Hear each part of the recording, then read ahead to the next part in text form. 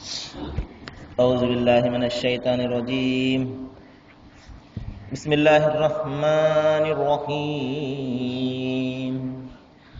ألم تر إلى الذين خرجوا من ديارهم وهم ألوف حذر الموت فقال لهم الله موتوا ثم أحياهم إن الله لذو فضل على الناس ولكن أكثر الناس لا يشكرون وقاتلوا في سبيل الله واعلموا أن الله سميع عليم. صدق الله العظيم.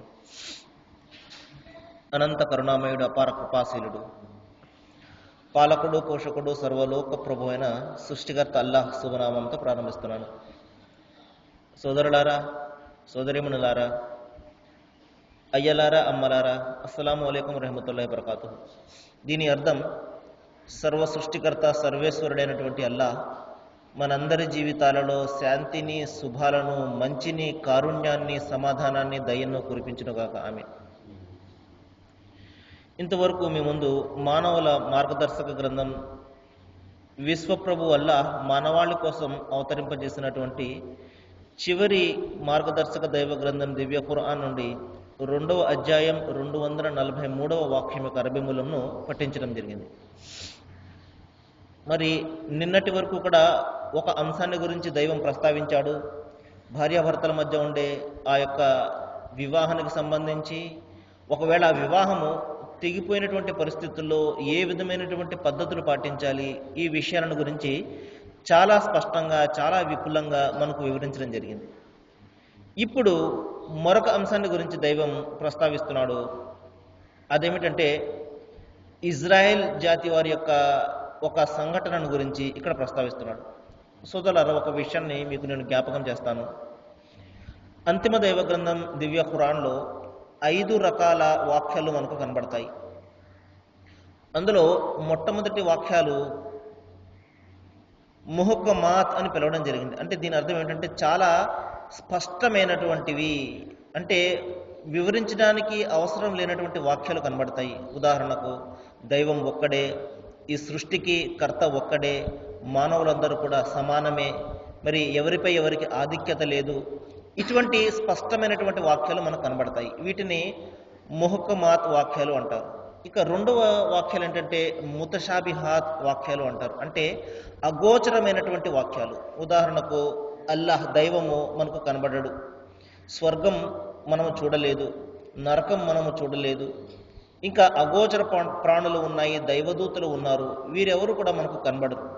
వీటిని అగోచరమైనటువంటి జగత్తులో మనకు కనబడతారు, ఇప్పుడు కనబడరు. కాబట్టి ఇటువంటి వాక్యాలు కూడా మనకు కనబడుతుంటాయి. వీటిని ముహక్కమాత్ ముతషాబిహాత్ అంటారు. ఇక 3వ వాక్యాలు ఏమిటంటే హలాల్ వాక్యాలు అంటారు. అంటే ఏ పనులైతే మనం చేయాలో, తప్పనిసరిగా పాటించాలో అటువంటి వాక్యాలు కనబడతాయి.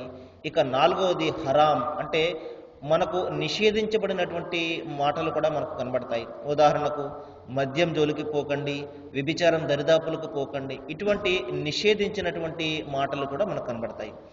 ఇక 5వ విషయం ఏంటంటే అమ్సాల్ అంటారు. అంటే గుణపాఠాన్ని నేర్పే వాక్యాలు. అటువంటి వాక్యాలను దైవం మనకు ఇప్పుడు కొన్ని చెప్తున్నాడు. గత ప్రవక్తల యొక్క చరిత్రను దైవం మనకు ఎందుకు చెప్తాడు అంటే, మనము వాటి నుండి ఒక పాఠాన్ని నేర్చుకోవాలి, ఒక గుణపాఠాన్ని మనము తీసుకోవాలి అన్న ఆలోచనతోటి గత ప్రవక్తల యొక్క చరిత్రను గురించి మనకు అంతిమ గ్రంథం ఖురాన్లో చెప్పడం జరిగింది. చూడండి, మరి అనేక రకాల అనేక జాతులు గడిచాయి, అనేక ప్రవక్తలు గడిచారు. సుమారు 1,84,000 మంది ప్రవక్తలు మనకు గడిచారు. అయితే అందరి ప్రస్తావన ఖురాన్లో మనకు లభించదు. కొంతమంది సుమారు ఒక 25-30 మంది ప్రవక్తల యొక్క విషయాలే, ప్రవక్తల యొక్క సంఘటనలే మనకు అంతిమ గ్రంథం ఖురాన్లో కనబడతాయి. ఎందుకంటే ఇది చారిత్రకమైనటువంటి గ్రంథం కాదు, ఇది మనకు గుణపాఠాన్ని నేర్పే గ్రంథము. దీని నుండి మనము కొంత నేర్చుకుని మన జీవితాన్ని సరిదిద్దుకోవడం కోసము దైవం పంపినటువంటి గ్రంథము. కాబట్టి ప్రతి విషయము ఇందులో చర్చించబడలేదు. ఈ విషయాన్ని మనం గమనించాలి. ఆ విధంగా దైవం పంపినటువంటి అనేక మంది ప్రవక్తలను గురించి దైవం చెప్తున్నాడు. మరి కొంతమంది గురించి నేను ఖురాన్లో చెప్పాను, మరి కొంతమంది గురించి నేను చెప్పలేదు అని చెప్పడం జరిగింది. అటువంటి గతించినటువంటి ప్రవక్తల్లో అనేక మంది ప్రవక్తలు ఉన్నారు. మరి మొట్టమొదటి ప్రవక్త, మొట్టమొదటి మానవులైనటువంటి ఆదం అలైహిస్సలాం గారు, ఇంకా నూహ్ అలైహిస్సలాం, దైవం వాళ్ళపై శాంతిని కురిపించుగాక, ఇంకా ఇబ్రహీం, ఈయననే అబ్రహము అంటారు, అలాగే మూసా, ఈయననే మోజెస్ అని, మోషే అని అంటారు, ఇంకా ఈసా అలైహిస్సలాం వారు, క్రీస్తు యేసు, ప్రవక్త ముహమ్మద్ సల్లల్లాహు అలైహి వసల్లం వారు, ఈ విధంగా అనేక మంది ప్రవక్తల గురించి దైవము చెప్పడం జరిగింది. అందులో ఒక ప్రవక్త మూసా అలైహిస్సలాం వారు, మోషే ప్రవక్త వారి గురించి దైవం ఇక్కడ ప్రస్తావిస్తున్నాడు. ఈయన ఎవరి వద్దకు ప్రవక్తగా పంపబడ్డారు అంటే, ఇప్పుడు మనము ఇజ్రాయెల్ పేరుతోటి ఏ దేశాన్ని అయితే చూస్తున్నామో, మరి ఏ దేశమైతే మరి ఫలస్తీనుల మీద భయంకరమైనటువంటి మారణకాండను చేసి పసిపిల్లలను సైతము చంపివేస్తుందో, ఆ ఇజ్రాయెల్ జాతి వారి యొక్క పూర్వీకులనే బనీ ఇస్రాయెల్, ఇజ్రాయెల్ జాతి వారు అని అంటారు. వీరిని యూదులు అని కూడా అంటారు. వాళ్ళ వద్దకు పంపబడినటువంటి ప్రవక్తే మూసా అలైహిస్సలాం వారు, మోషే ప్రవక్త వారు. మరి సుమారు క్రీస్తు పూర్వము 3000 సంవత్సరాలకు పూర్వము, 3 నుండి 2000 సంవత్సరాలకు పూర్వము ఈ ఇజ్రాయెల్ జాతి ప్రజలందరూ కూడా ఫిరోన్ అనే ఓ భయంకరమైనటువంటి రాజు యొక్క బానిసత్వంలో మగ్గేవారు. ఆ ఫిరోన్ వీళ్లను భయంకరమైనటువంటి యాతనలకు గురి చేసేవాడు. చూడండి, చరిత్ర ఏం చెప్తుంది అంటే మనకు, ఈ యూదులుగా పిలువబడే ఈ ఇజ్రాయెల్ జాతి వారు ఒక సందర్భంలో, ఒక కాలంలో ఫిరౌను చేతి కింద భయంకరమైనటువంటి కష్టాలకు లోనైతే, ఈ రోజున వారు ఫలస్తీనులను అదే విధంగా కష్టాల పాలు చేస్తున్నారు. చూడండి, ఒక సందర్భంలో వీరిని హింసించేవారు, మరి ఈరోజు వీరు హింసించడం మొదలుపెట్టారు. ఎంత భయంకరమైనటువంటి మార్పు చూడండి. కాబట్టి ఫరో అనే ఆ రాజు ఇజ్రాయెల్ జాతి ప్రజలను తమ బానిసలుగా చేసుకుని భయంకరమైనటువంటి యాతనలకు గురి చేసేవారు. వారి మగపిల్లలను చంపివేసేవారు, ఆడపిల్లలను విడిచిపెట్టేవారు. తద్వారా ఆ వంశమంతా కూడా సర్వనాశనం అయిపోవాలి అని. అటువంటి పరిస్థితుల్లో, అటువంటి భయంకరమైనటువంటి యాతనలు పడుతున్నటువంటి పరిస్థితుల్లో దైవము మోషే ప్రవక్త వారిని వారిలో నుండి లేపి, మరి ఆ జాతిని ఆ ఫరో యొక్క బానిసత్వం నుండి బయటకు తీసుకురావడం జరిగింది. మరి ఆ విధంగా తీసుకొచ్చిన తర్వాత దీనినే మహాభినిష్క్రమణ, ఎక్సోడస్ అని మనము ఇంగ్లీష్లో చెప్తాము. మహాభినిష్క్రమణ, నిర్గమ కాండము అని చెప్పేసి మనకు బైబిల్ గ్రంథంలో కూడా కనబడుతుంది. ఈ విధంగా ప్రవక్త మోషే ప్రవక్త వారు మరి సుమారు అనేక మంది, సుమారు 6 లక్షల మంది ఆ యూదులను తీసుకుని ఫిరౌను బానిసత్వం నుండి వాళ్ళను బయటకు తీసుకొచ్చిన తర్వాత ఆయన మరి వారందరినీ తీసుకుని వెళ్తున్నప్పుడు వారు మరి దైవం వారికి అనేక రకాల అనుగ్రహాలను కురిపించడం జరిగింది. వారు నీడలేక మరి ఎండలో మాడుతున్నప్పుడు మేఘాల ఛాయలను వారికి కల్పించడం జరిగింది. వారు తిండి లేక మలమల మాడుతున్నటువంటి పరిస్థితుల్లో ఆకాశం నుండి మన్ సల్వా అనే ఆహారాన్ని కూడా వారికి ప్రసాదించడం జరిగింది. ఇన్ని అనుగ్రహాలు పొందుతూ కూడా వారు ఒక మూగజీవిని తమ ఆరాధ్య దైవంగా తీసుకోవడం జరిగింది. మూసా ప్రవక్త వారిని దైవము సినాయి కొండ మీద 10 కమాండ్మెంట్స్ను ఇవ్వడానికి పిలిచినప్పుడు, తౌరాత్ ధర్మశాస్త్రాన్ని ఇవ్వడానికి పిలిచినప్పుడు వీరు ఆయన లేకపోవడం చూసి ఒక మూగజీవిని తమ ఆరాధ్య దైవంగా చేసుకోవడం వాళ్ళు ప్రారంభించారు. మోషే ప్రవక్త వారు తిరిగి వచ్చిన తర్వాత మరి ఆయన ఎంతో కోపోద్రిక్తుడై వారిని ఆజ్ఞాపించడం జరిగింది. ఏ జీవినైతే మీరు ఆరాధిస్తున్నారో ఆ జీవిని మీరు బలి ఇవ్వండి అని వారిని ఆదేశించడం జరిగింది. ఎందుకంటే దైవాన్ని విడిచి ఏ జీవిపై అయితే వారు తమ ప్రేమను వారు పెంచుకున్నారో దానిని వారు బలి ఇచ్చినప్పుడు ఆ ప్రేమ అది ఒకవేళ అది దైవం అయితే తనను తాను రక్షించుకుంటుంది అన్న సత్యం వాళ్ళకి తెలియాలి అన్న ఉద్దేశంతో ఆ విధంగా ఆజ్ఞాపించడం జరిగింది.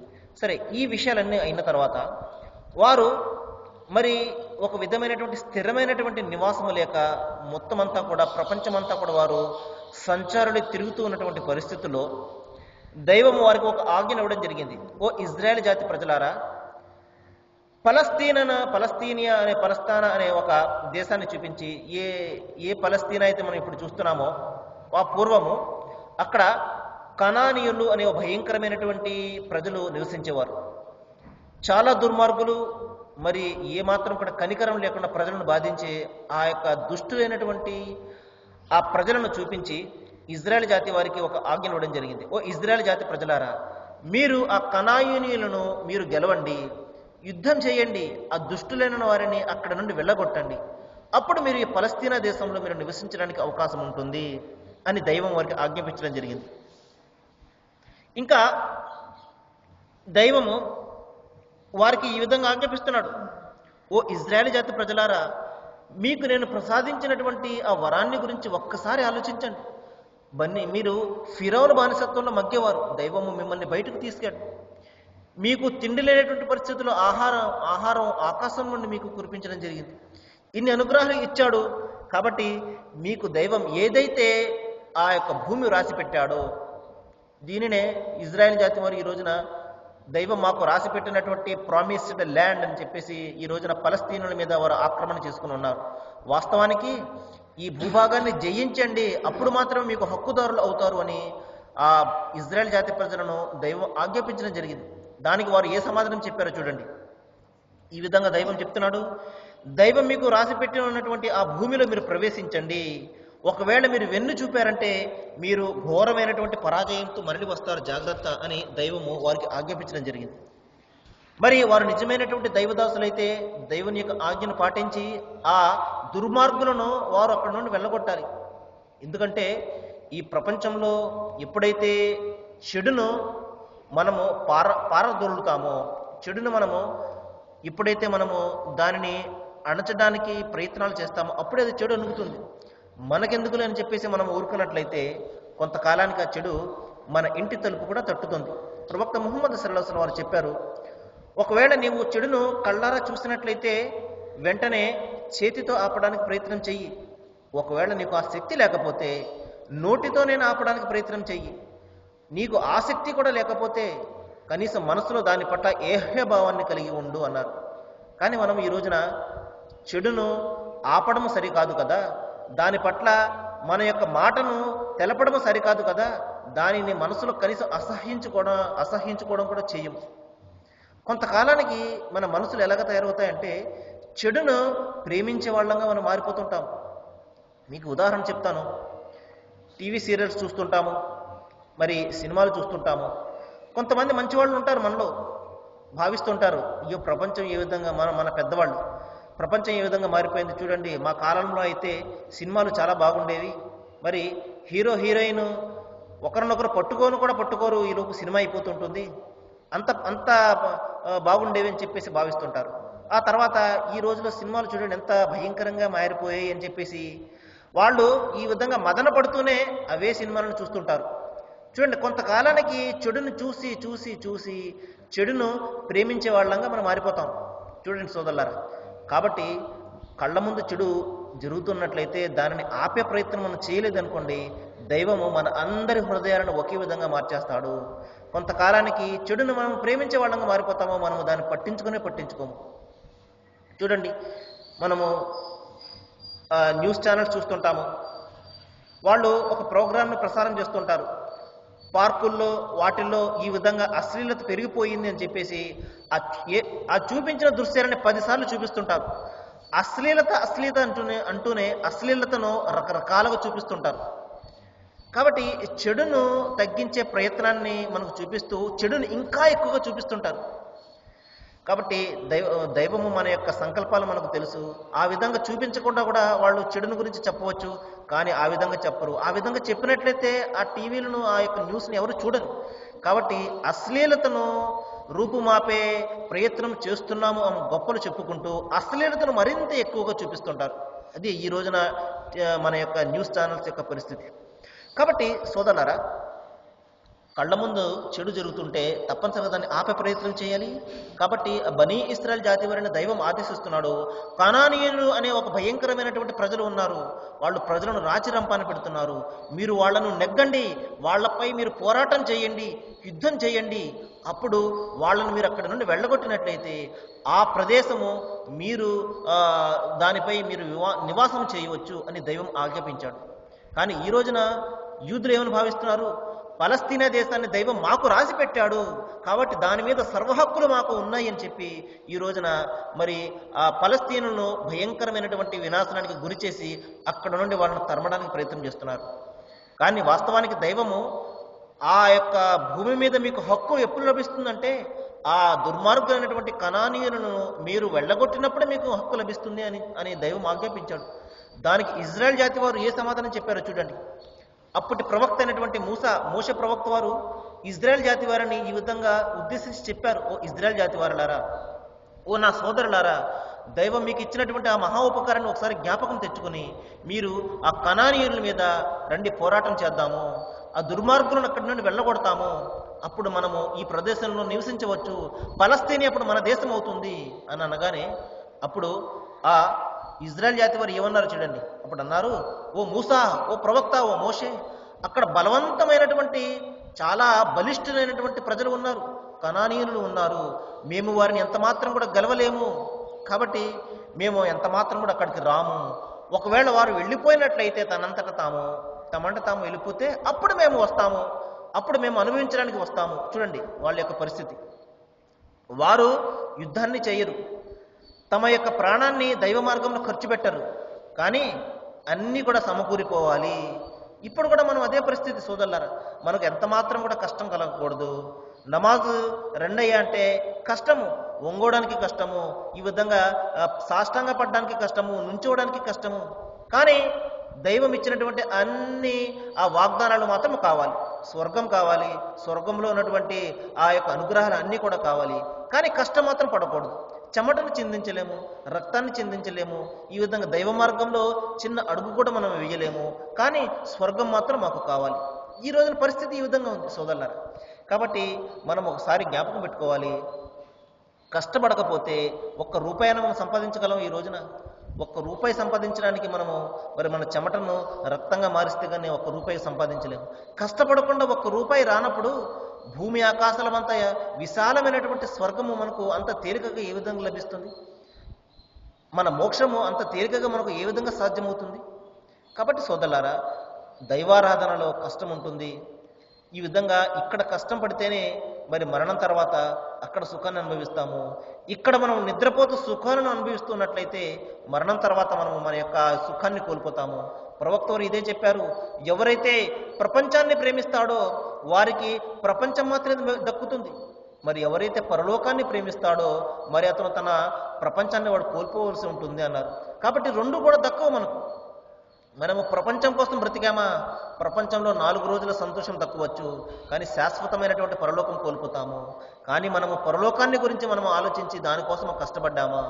దైవము ప్రపంచంలో నీకు తక్కువ చేస్తానని చెప్పడం లేదు. మనకు ఎంతో ఉన్నతమైనటువంటి ఎన్ని కోట్లు పెట్టిన ఖర్చు పెట్టిన దక్కనటువంటి మనశ్శాంతిని ప్రసాదిస్తాడు.